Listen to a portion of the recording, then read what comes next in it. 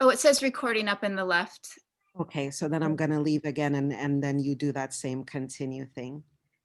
Okay. All right. Oh, and All I'm right. seeing faces joining. Yay. Okay. All Thank right, you, peace. Akila. Appreciate You're you. welcome. Okay. All right. Hi. Oh, you're muted. Hi, Hi, how are you? good morning. I'm doing good. Good. Hey, I'm excited about this meeting.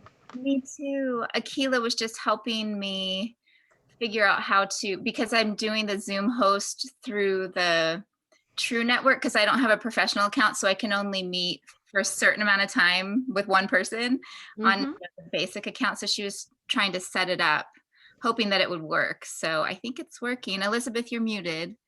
I don't. Yeah, hi, sorry. I think I've accidentally joined twice. I don't know how that happened. Okay, but I only see you once now, so that's wonderful. Perfect. And can you tell me how to pronounce your name? Is it Didem. Edem? Perfect. Great. Wonderful. I think there were a couple others joining us, so we'll wait for them.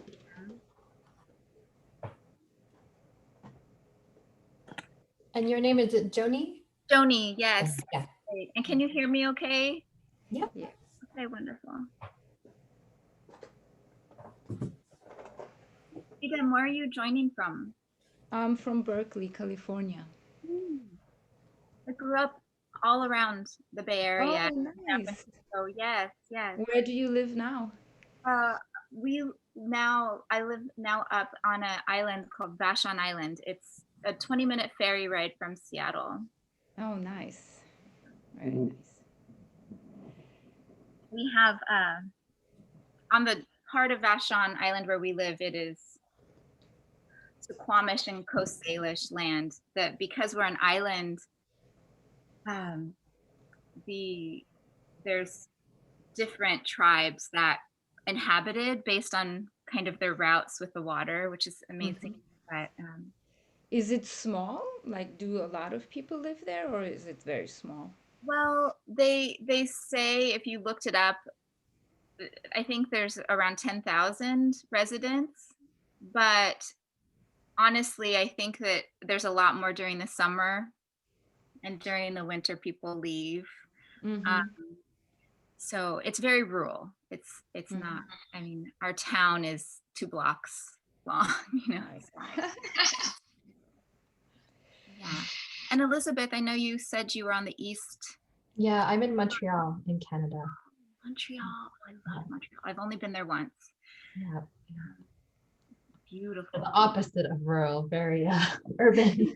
Yes, but I appreciated. I used to play music in a band, and we got to stop there on one of our tours, and it's just incredible. Yeah, no, it's I didn't grow up here. I moved here as an adult, but Oh, okay. How long have you been there?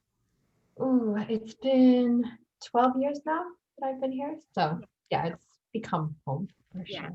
That's similar with me in the Pacific Northwest. And Didem, how long have you been in Berkeley area? In Berkeley for 4 years. I moved to the Bay Area 12 years ago. Yeah. I just came to visit, but then I stayed. Okay. Great. Yeah. Well, I should ask, is it okay that this is recording? Akila? Yeah, I saw the. Okay. Yeah. Okay. Good. Well, did it ask you if you wanted to continue? No, it didn't ask, but I can see that it's recording on my screen. So. Thank you. I'm going to look real quick and see if anyone has messaged.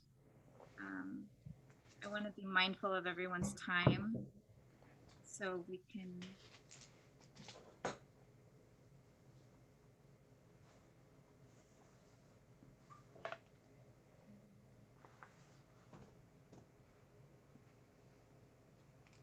All right.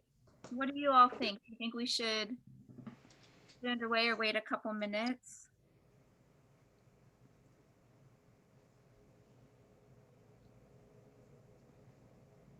Have you seen any messages of anybody trying to get in?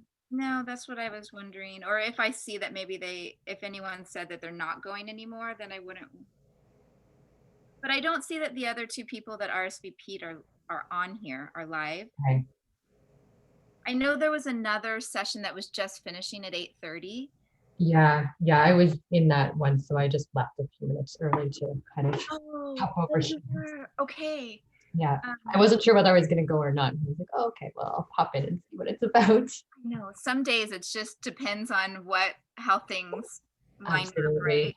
I knew I definitely wanted to be here. Like, this is the one I'm going to no matter what. Oh, I so appreciated our conversation that we were having. Me too. It really, like, really touched me. Yeah. Well, why don't I'm sure people will be able to join as they feel that they can, or maybe can't. So why don't we just start by, I'll share my name. You know that, so my name's Joni. My pronouns are she and her. And I live on Suquamish and Coast Salish land. Um, and why don't we share a little bit about maybe what drew us to be here today?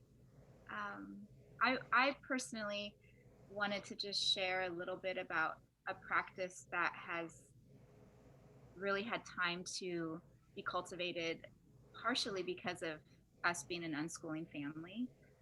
And um,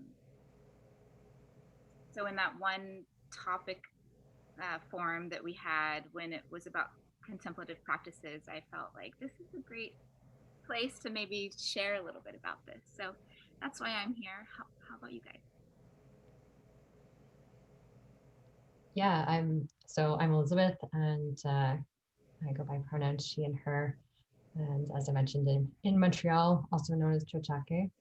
Um, and yeah, when I saw your post, just the part about textiles and connection and meditation, all that stuff, it just really jumped out at me. I've been very quiet in this whole watching this conference come together because I haven't really felt like I don't know where my place is. And then when I saw that, I was like, okay, that's where my place is here.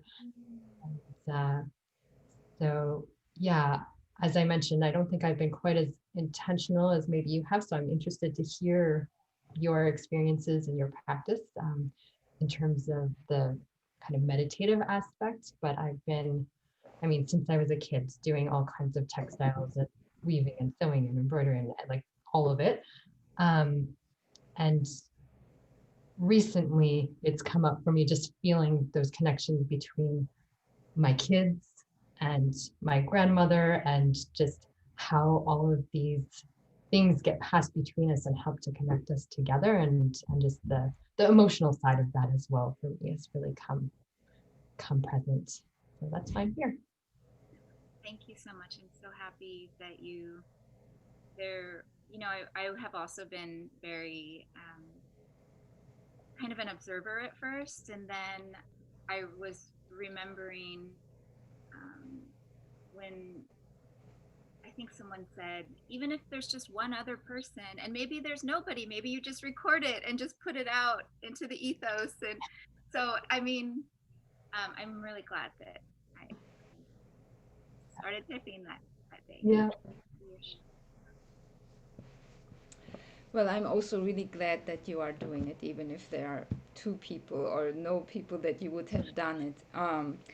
Yeah, my name is Didem, she and her. I live in Berkeley, California. It's Ohlone land. And I just joined this network, and I'm an unschooling mom for 9 years since she's born. And I knew Akila just from her podcasts, and I'm always reading because I always need to read to balance myself and have a good perspective again and again when I lose the perspective. So I just joined, and I didn't have the chance to really understand exactly this network. But I saw one topic which was about ancestral connections or ancestral relationships, and I think somehow there I found your uh, your article about this meditative craft, and I was thinking, oh, I wish I could find this. And I Googled and tried to search and find something similar. And then I think yesterday I just saw you offering this, and I was like, I'm with you. Because for me, it is a very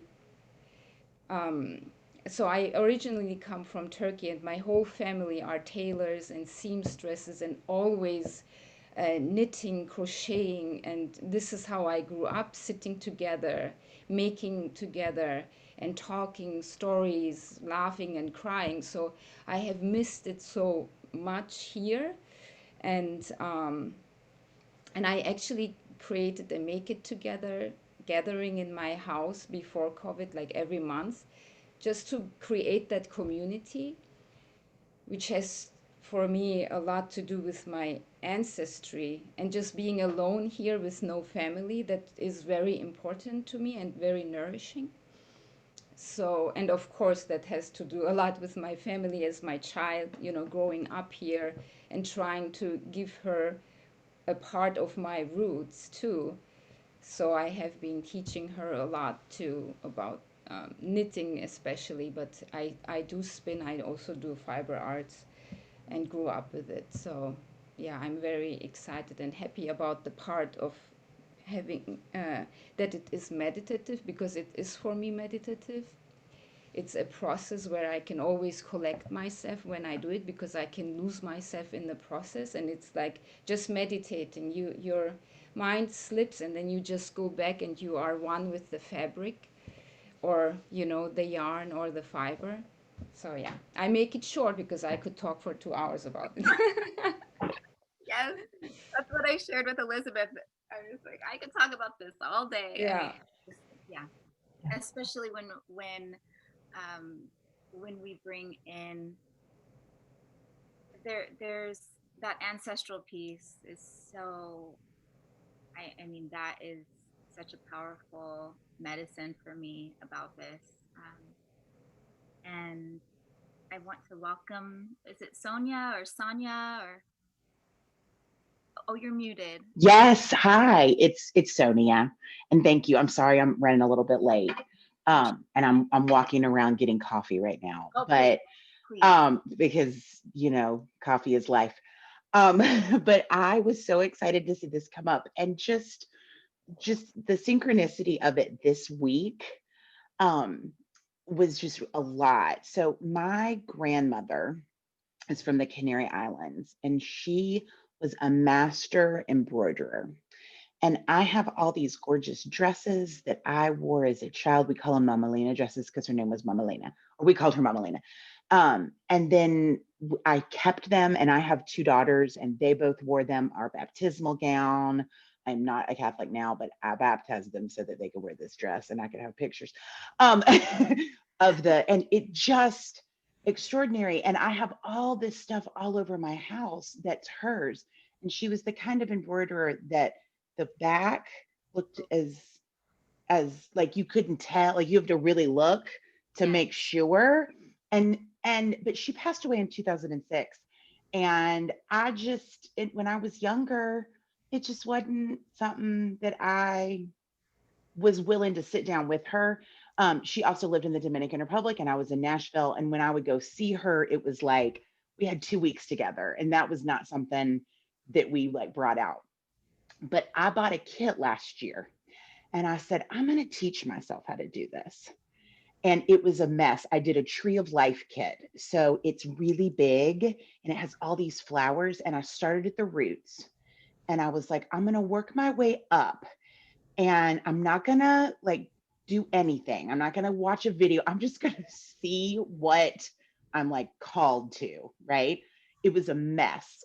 And then as I was doing it, my mother, who I knew, this was her mother-in-law. But when Mama lived down there, when we were real little, Mama Lena taught her, and I kind of forgot.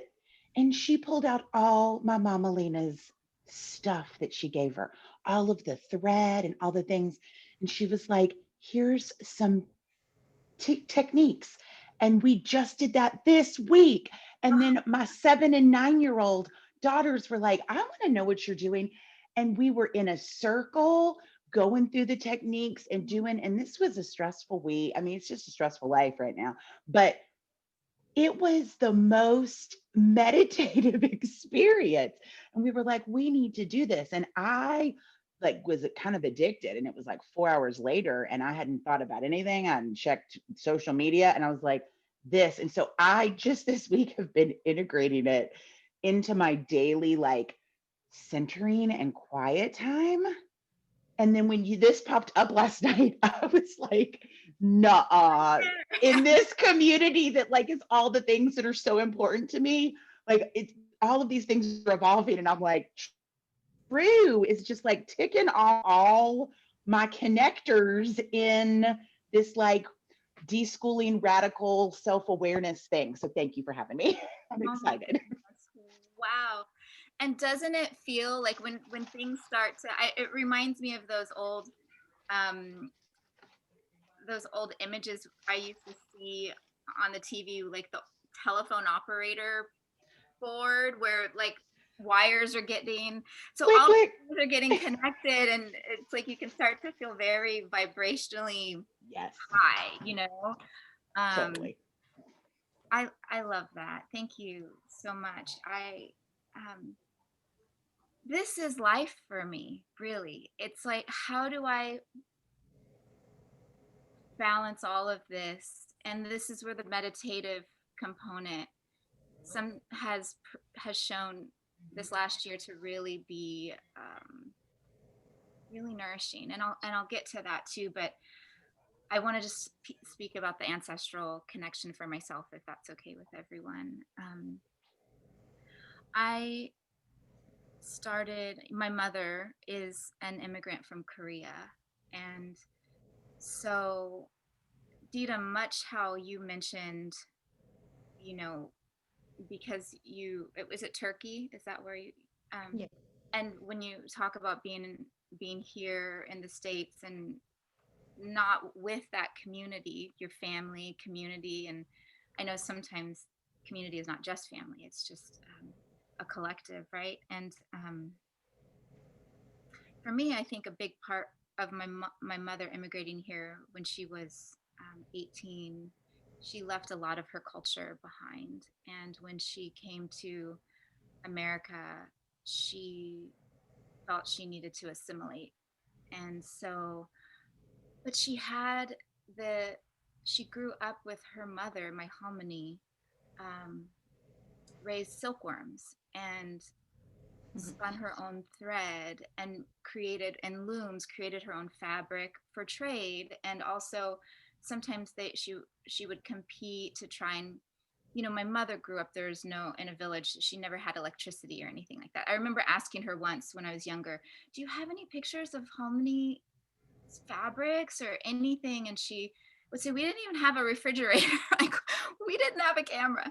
So I felt that, that was a very a big perspective shift for me. But so my mother still carried everything she saw. Her job was to go get the mulberry branches to feed the worms, and there was a whole room in their house dedicated to these worms. She said that when she was sleeping at night, she could hear them. There's so many of them. She could hear them chewing, eating.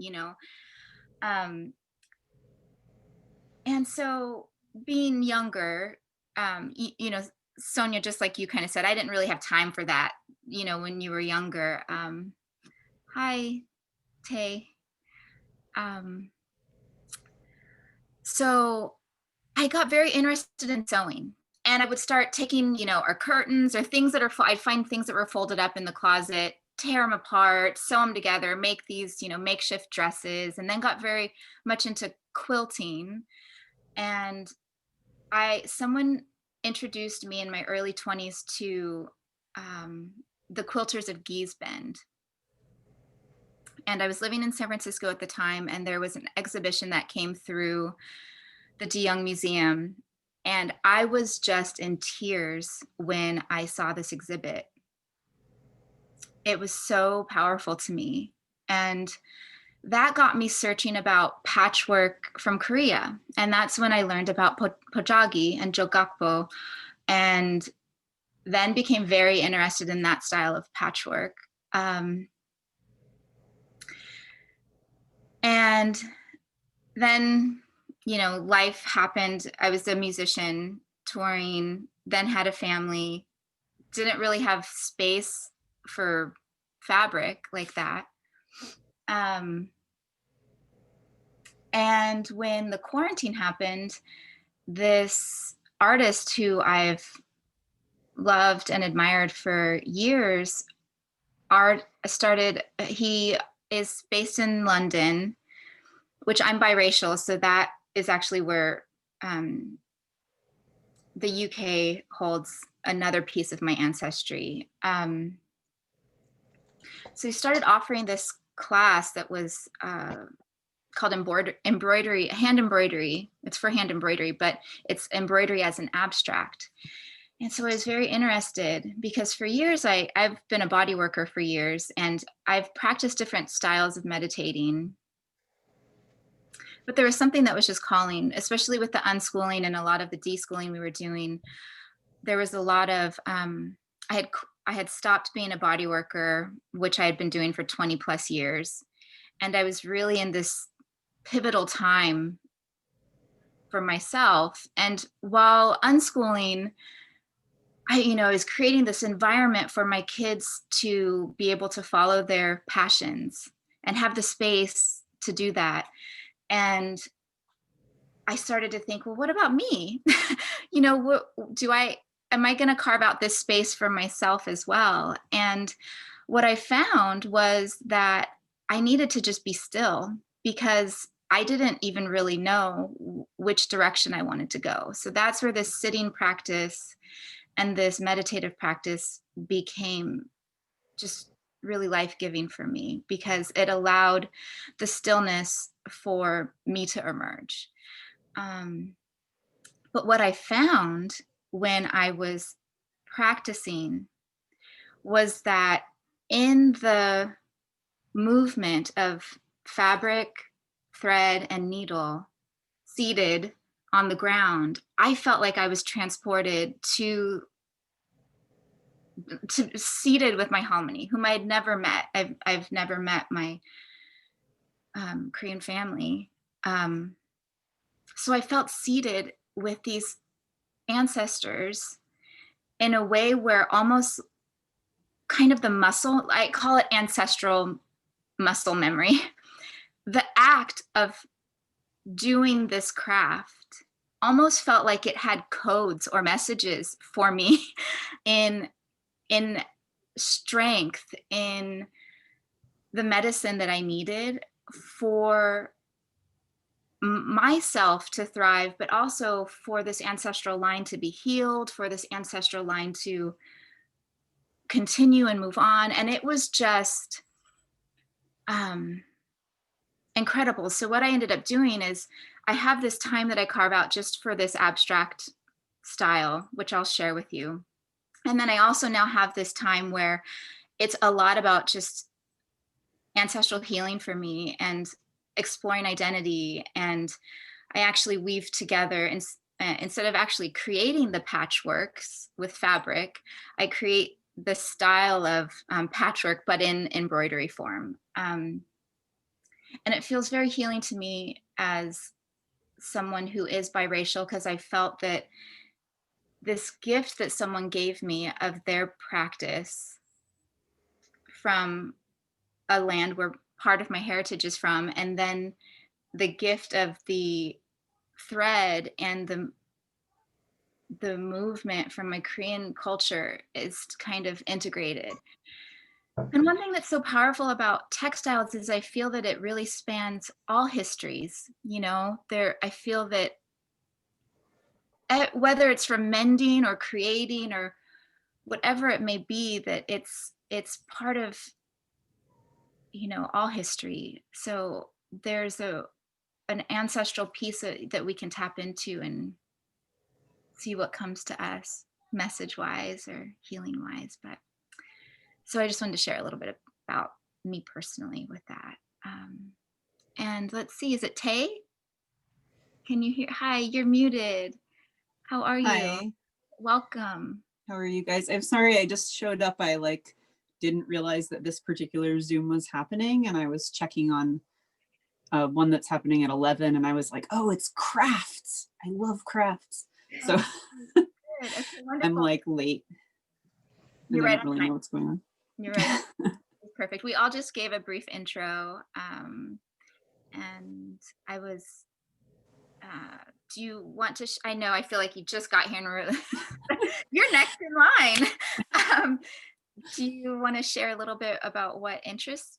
Maybe why you felt you wanted to join or be here, or even just curiosity, or Sure. I'm super into like multiple different crafts. I'm actually in my craft room right now. I'm a working artist. I do painting on paper and on leather, and I do textile stuff sort of as like a hobby. I'm like, this is like something that I do is, I don't know if you can see this. This is like, I paint shoes and gloves and jackets and stuff. And I do custom portraiture, and I do knitting and embroidery and sewing, and just kind of like all around into a bunch of things. Yeah, and I think part of what you were saying about like losing yourself in like the motions of what you're doing was pretty resonant with me. I don't know any of you. I went to a self-directed education school, and then I've worked in them for several years. So that's kind of my relationship to the community overall. well, we're happy you're here. Thank you, and thank you for sharing. Part of what you do as well. I'm going to share a little bit about the practice, and then I actually have a little bit of time carved out. I'm trying to be mindful of the time, where we can actually. Does everyone have something? I mean, even if it's a little. I actually did this the other day with a piece of paper. I wonder if I have it around, where I was just actually making little marks of like, I would do just a bunch of little dashes or little V's. So I think that you can apply this to honestly anything. So if everyone has something around, that would be wonderful, because I wanted to have a little time for us to practice, and then we can come together at the end and just share anything that comes up for us. So Stuart Francis Easton, he's an artist in the UK, and he's somebody that has studied different forms of meditation. I remember one of them he said was Lojong. I think they're different teachings in Tibetan Buddhism. But what he found was that he wanted to create kind of a practice or a project for specifically embroidery. He uses multi-mediums. And one of the things that was so interesting to me about this was that in the classes that I've taken, and he's kind of mentored me along the way here now, but he specifically asks for you to start with an abstract form. And so I have a tiny little piece of canvas, and this morning, just right before I popped on here, I just drew a little, geometric shape. So the idea behind that was he's trying to kind of he has this project where he's trying to remove the narrative from what he's doing. Basically, because he says if you're trying to stitch a tree, or you're trying to stitch a flower, your mind is constantly going to pull you into, is this looking like a flower? Is this looking like a flower? And is this looking like a tree? So starting with an abstract form, you eliminate a little bit of that. You're still stitching, wondering, am I going in the right spot sometimes? But eventually, when you get in the flow, the stitch actually becomes the anchor. And it's not a difficult practice. Really, it's so simple. The main thing, and I used to have it, written and taped up on my wall is label it as thinking and get back to stitching. If anyone has anyone practiced different types of meditation before, or yeah, okay. Um, Hi. So you may have known in other styles there might be the breath that you is your anchor. Um, and as anyone who's practiced meditation knows, thoughts come in, and what basically, rather than having any attachment to those thoughts or even any judgment about those thoughts, the second you start to feel that there's a thought coming in, you just label it as thinking, and then you just go back to your next stitch.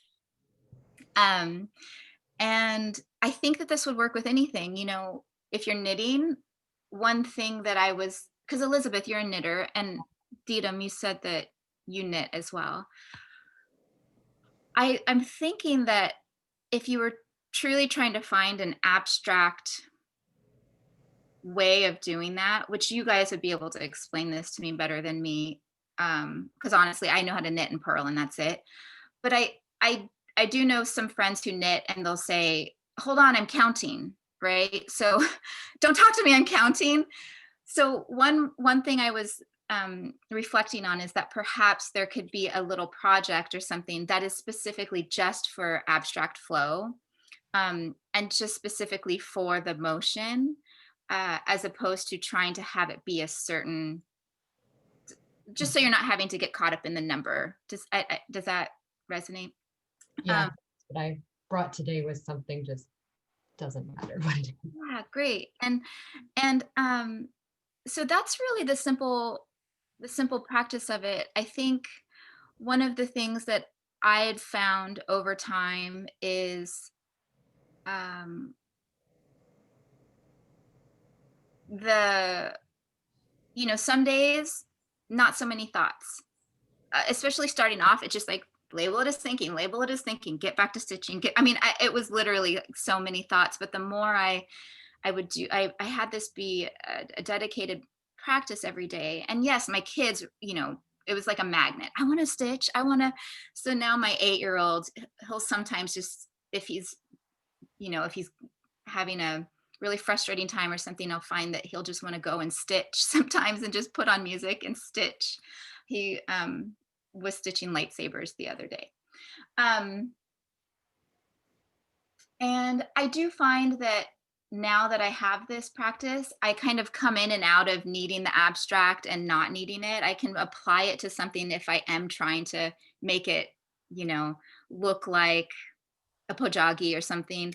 But then I may find, oh, I feel like I really just need to get back to that abstract for a little bit, and then just go right back to that abstract form a little bit more. And so I've kind of had that dance with it a little bit.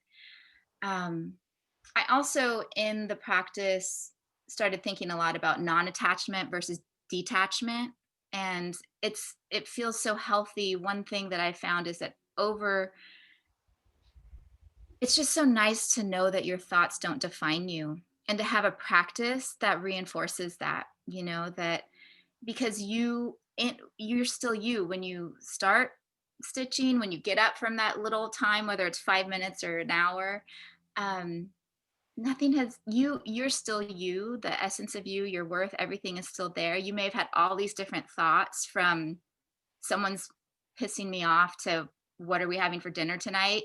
Um, but rather than following it, you just label it as thinking, it'll be there, and you just get back to stitching. So where detachment is more, you're trying to escape your life, you're trying to totally detach, and it comes from a little bit more of a separation or a denial, where I think a non-attachment way of practice really comes from more of a radical acceptance of oneself, in recognizing that we're going to not allow these thoughts or emotions to define us. And so we just get back to that simple act of knitting or stitching or drawing or painting or whatever it may be, chopping vegetables. Um, Does anybody have any questions about it? I know it's so simple. I thought an hour, can we talk? I mean, I feel like it's such a simple thing, but I feel like we're we can be here for an hour. But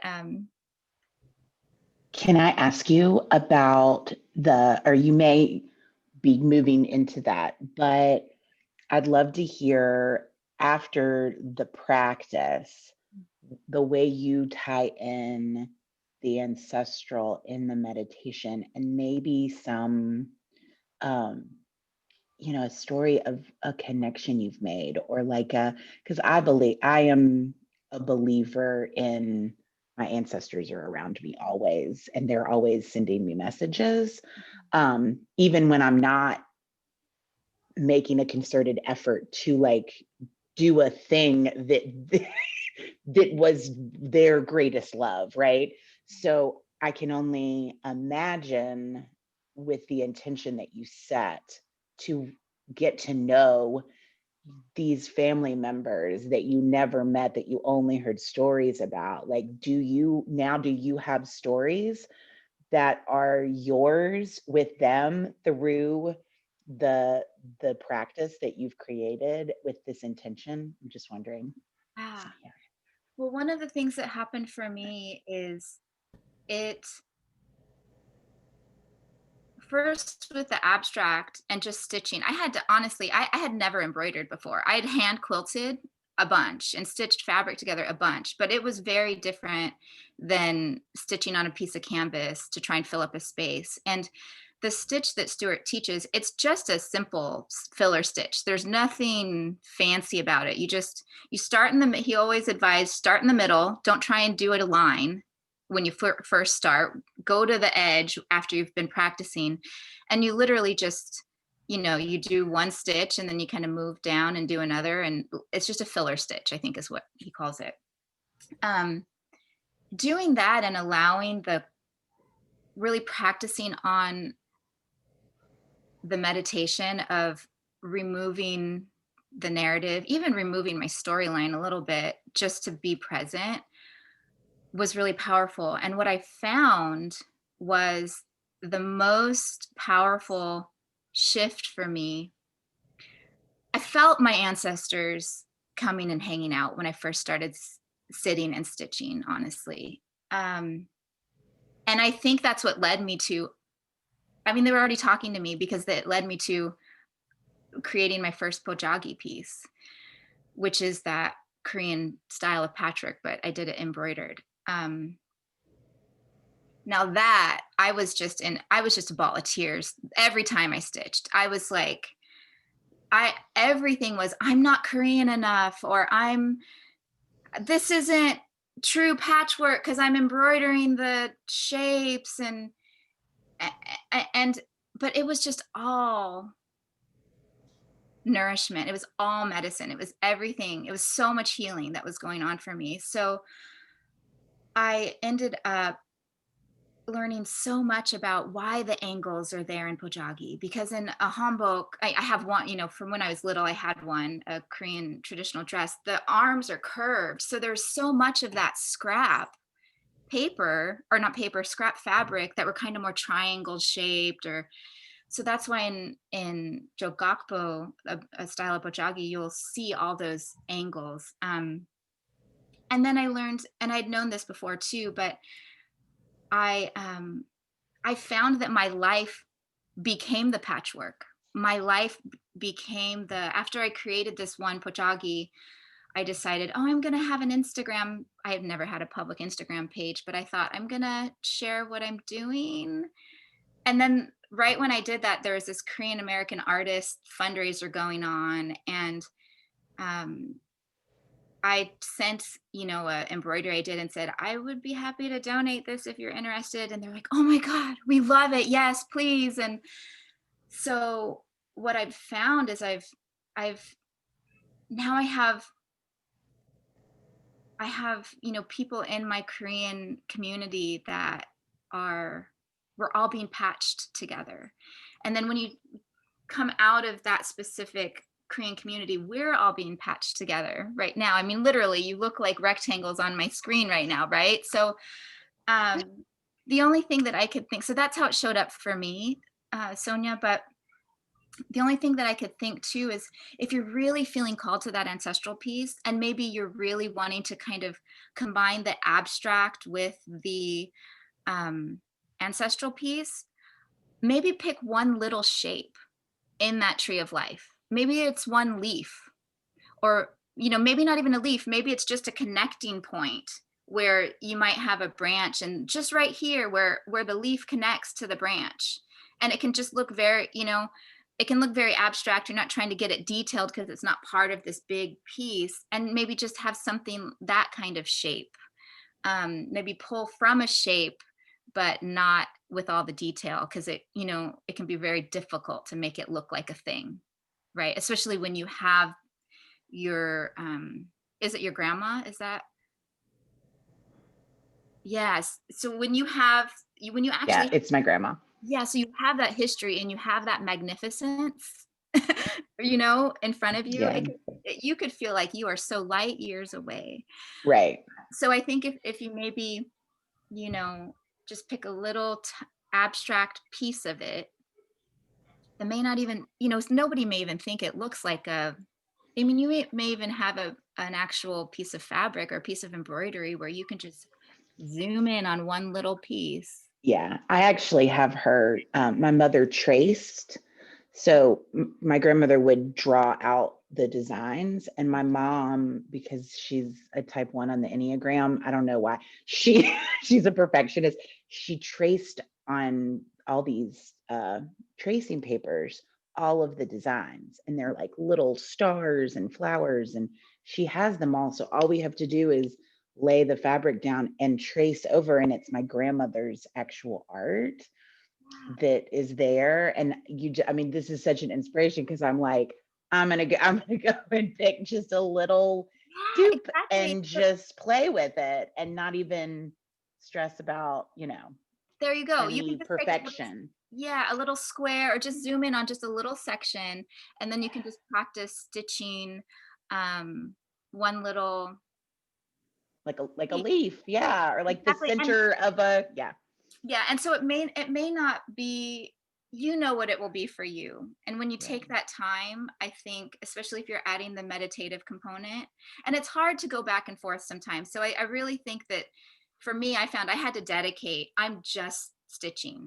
Like, ancestors became my thought. Like, if they're trying to, sometimes I would just have to be like, all right, label it as thinking, and get back to stitching, because I needed to have that emptying, that space, to then, when I would go to my Pojagi piece or go to my ancestral stitching piece, I would come there with an emptiness, um, because that's just something I found that I needed. And you will find, what will emerge for you will be perfect. And I think that's the biggest thing, is that with this practice, you just have to trust that you're getting it right every time.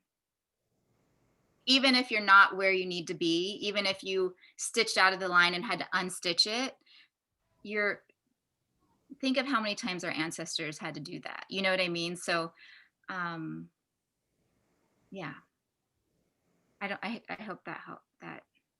Yeah. Okay. Is there anybody else that has anything that, does everyone feel comfortable for sitting in silence a little bit, or, and how's everyone on time too? Does everyone need to get out of here right at 9:30? I have to just, my daughter will need the computer and I'm gonna connect through my phone at Okay. some point. Okay. Okay. So let's do this. Shall we take just 10 minutes Sure. and we'll just stitch, draw, paint. If anything comes up, so this is the big phrase.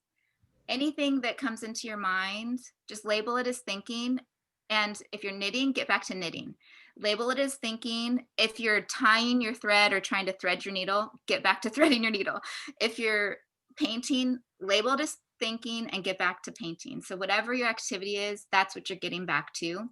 Just do the next thing. It's not about getting back to the big piece. You just get back to that very next stitch, or that very next stroke, or that very next whatever it might be. Okay. I'm going to set a little timer. There'll be a bell that goes off when our time begins, and then there'll be a bell that goes off when our time ends. Okay.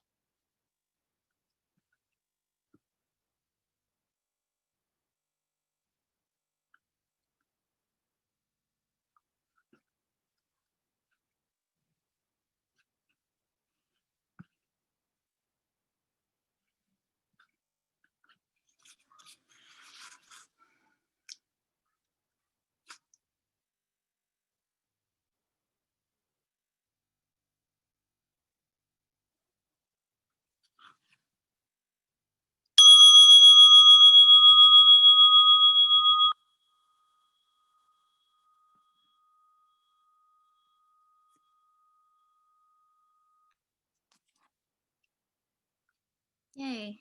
That went by fast for me. It did.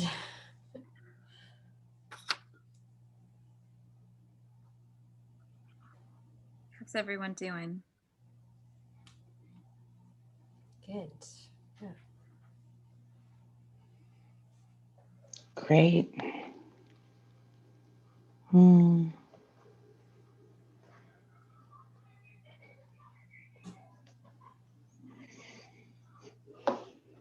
Um, I wanted to share that one of the things that I've found now that I'm doing more of this embroidery practice and also, um, selling work and things like that. One thing that I found is I have a time dedicated to the thinking, reflecting, creating phase of it. And even if I am trying to create something that looks like something, um, I do all of that kind of thinking and the working out, processing. And then when I stitch, I just try and have my stitch just be just my stitch, to kind of just be Mm. just present. So, and you'll play with that a little bit because sometimes in the middle of a piece, like for instance, even this, I thought I was going to create a section here. And then as I was doing it, I was like, oh, maybe I just want to have that whole thing be that one color, but then I was like, oh, label it as thinking and just get back to stitching, right? Because at some point I'm going to stop and my meditative practice will have stopped and then I can reflect on that later. So sometimes even those things become labeled as thinking, but when you're silent, a lot of things want your attention. so um, so that's something that comes up for me. I just wanted to share that. I appreciate you sharing that because as somebody who also designs and does this, like there is that part of the process that has to happen somewhere. So Yeah. to be able to kind of, yeah, balance between the two, makes a lot of sense. Yeah, and you'll find if there will just be a designated practice that's just for total free form, and I think there's so many ebbs and flows to it, right? And I think that's why that one piece of you'll get it right every time. You're just going to get it right every time because we are that work in progress, right? So Hmm. Yeah.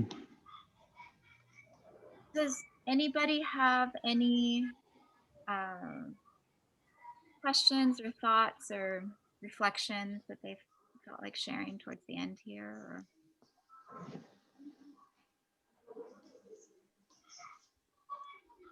Something I've been thinking a lot about that you kind of touched on a little bit, Jenny, is not just with textiles, but just with traditions. And the thing is the authenticity piece. And it sometimes feels like we have to do it a certain way to be authentic.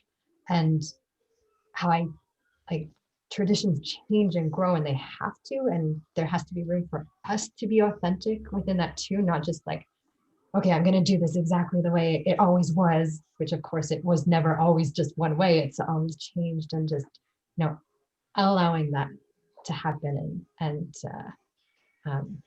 allowing it to be authentic to us.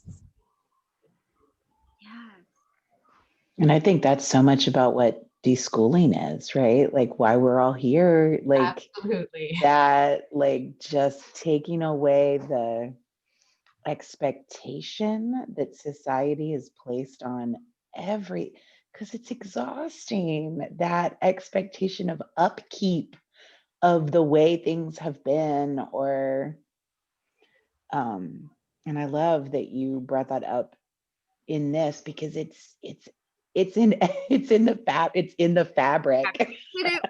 of of everything. Yeah. Oh, it's so intense. I love it. And I don't mean that as in it's not important or valuable to know where, Right. like, absolutely, I think that's important, but to not feel like we have to confine ourselves to that. We can recognize where things have come from, but then also move with where it needs to be for us. yes, I so believe that there are the shifting sometimes of traditions, the way that traditions become more exclusive and expansive is part of ancestral healing. And we are ancestors. We are future ancestors. We are. So sometimes that doubt or that wonder, well, you're here. So I think it's that reminder that what you are doing is of as much worth as what one of our ancestors was doing at a, they may not have been able to live to that same kind of full potential wait, potential is a dangerous trap. Hold on. Because that makes us think that we are not full and of complete worth right now. So I just feel that sometimes traditions do need to shift, and we are part of that alchemy in it shifting. Akela's been using that term alchemy a lot, and I love it. Having said that, I do think that there are times where we may feel led to, I want to figure out exactly how they did it this way. Absolutely. And that is part of our reweaving and working and making that tapestry of our life, our ancestry, our collective human experience that much stronger, that much more vibrant, that much more full. So yes, Sonia, I think you're right on with that. This is the deschooling process. And I think that's why this was so beautiful to share this time with everyone. I felt like we were here in a circle, in a collective, in a community, how our ancestors used to sit and gather together. This is it. So I so appreciate everyone being here. Love it. Thank you. Shall we do it weekly? I'm just kidding. Even a few. You want to? No, I love it, but it can be something like that. And I think that potentially it can be, if it's of interest, we can, we can chat about it, and we can set up another time and we can do it for long, we can stitch or knit or paint or whatever it may be for longer than 10 minutes. I think that it goes by quickly.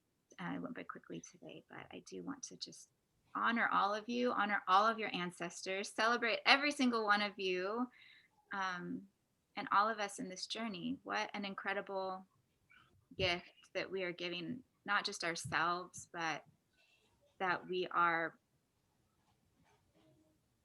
pouring on future ancestors,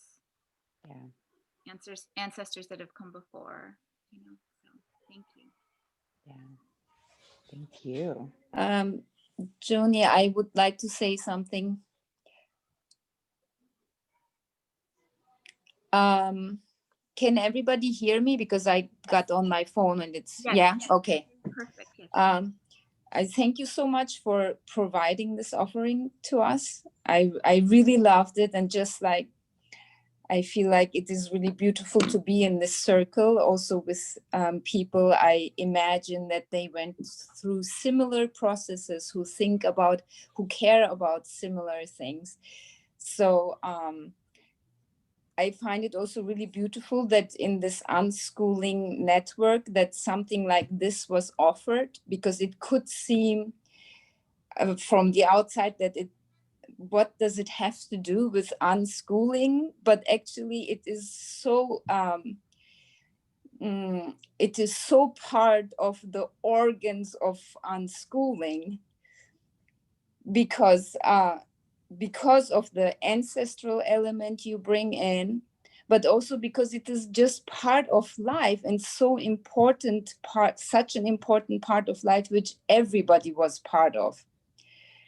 Right, we are kind of a chain when we see ourselves as world citizens, and our ancestors were many, many more than we think of. We are actually kind of chained to them, right? All the women, all the men, and all the children who did this work for thousands and thousands of works and that years, and it was really part of creating life, but also making life happen. It was really necessary. It wasn't something somebody was telling you to do. you were doing it and you had to do it. So I don't know, my thoughts got a little bit confused right now, but anyway, I really loved it, and if this would happen again, I would definitely join. I really love it, that thinking about something regular where we could exchange our thoughts and work on our projects, or continue going a little bit deeper into this offering. So thank you so much, and thanks to everybody else being part of this. Thank you, Didam. That means so much. I feel like our ancestors are like partying right now. I just celebrating, you know. I feel there is yes, I do feel that it is so connected with unschooling and with deschooling. I mean, what is more of a deschooling practice than sitting and emptying all thought and conditioning that tries to attach to you, right? It's like the ultimate deschooling act, to just be. Like you know, we're trying to come into our truest, without any goal or this or that. Like, we're just labeling it all as schoolish and then getting back to our stitch, our, you know, like our knit, our presence, right? It's really just a presence. It's really just a presencing that we're doing. And it feels so powerful to come and be together in that emptying, in that presence with everyone, because we're it is something that I definitely will try and set up another event, and we can message and see what time or day works great for anyone. And I also want to offer myself, if there's anyone that like Sonia, if you're wanting just to learn just this simple little like filler stitch, I can do a Zoom with you. I'll give you my email, and I can just because one of the things that I did when I first learned this is my back looked just like my front, which in some embroidery, that's how you want to do it. But this one, it's all about like conservation. So the back actually is very minimal. And so I can teach you teach that, if that's something. And I don't know if anyone else is interested in learning just that simple filler. I mean, you probably you are too. Okay, yeah. So maybe we can set up I'll get emails or send you guys my emails, and we can find a time to just because you can span a lot of space. And then your work ends up almost looking like abstract art, you know, because you're just filling a lot of space with that. Honestly, the only other embroidery stitch that I know is a satin stitch. I'm not like I don't know what I'm doing. It's really just for meditating, but I love it. That was a really important one because it's very free form, and so you don't get lost in having to have it go in at a certain spot and end up in a certain spot. So it's a little free. I would love to learn that, because I'm very right now, like in a certain spot, and in a, you know, because I'm following a pattern that has like the black lines, and like, and I'm not following all the lines, like I'm making it my own, but I'm still like, oh, I have to do this to this to this to this all the way up to the top. Yeah. And I've never done anything where I've just kind of gone, you know, go for broke and not worry about what it's going to be. So I would love that. Yes. Yeah. And the thing that's fun about this filler stitch too is you can also, as you step away, you can say, oh, I don't want that there. I'm just going to fill it all in. You know, there's a lot of play with it. So I think I'll send you guys my emails or my email, and we can do that too. So. Okay. Right. Anybody else? Anything? I don't want to cut anyone off. Okay. Thank you so much, everyone. I hope your day is blessed, and we'll do this again. Okay. Thank you so much, Jordan. Yay, thank you. Oh, it was great. It was good to meet all of you. Yeah. Thank you. Definitely. Thank you all. Bye. Bye. Bye.